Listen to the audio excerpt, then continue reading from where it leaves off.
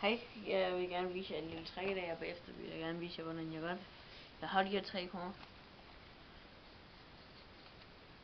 Øverst har jeg en konge.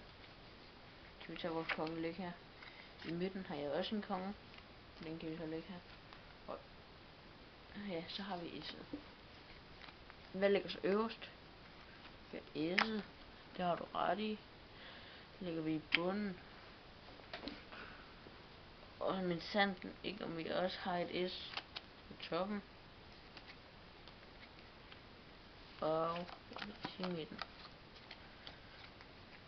Så har vi 3 S'er. Så kan vi lige ryste bunken her. Og en konge i bunden. Og her vi kan få kongen på toppen. Den kommer her.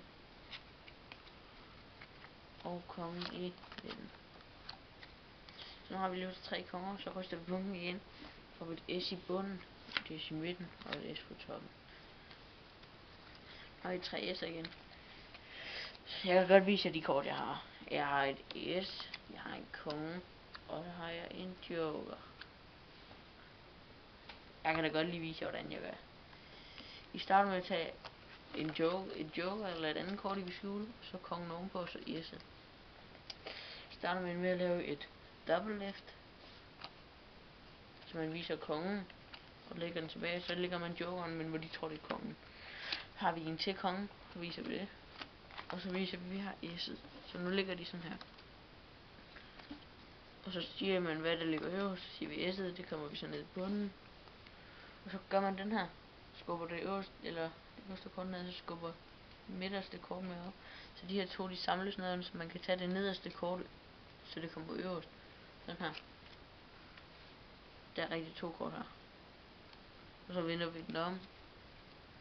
Og spørger hvad der er i midten. Det er S'et så. Nu har vi 3 S'er, så gør man sådan her. Så vi kan få kongen ned i bunden.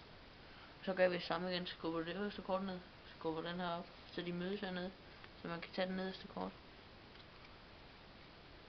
Så har man øverste og nederste kort. Vender den om. Og midten. Har vi 3 konger. Så har vi S'et igen. Så tager man det øverste kort af. Og viser det samme igen. Og viser det samme igen. Og så kan man sige, at man vil vise den i kortene, og så sige det her kort, og det her kort, og det her kort. Det er et fint korttræk. Det er et lidt begynderkorttræk, men det er fint nok. Jeg håber, I kan bruge det.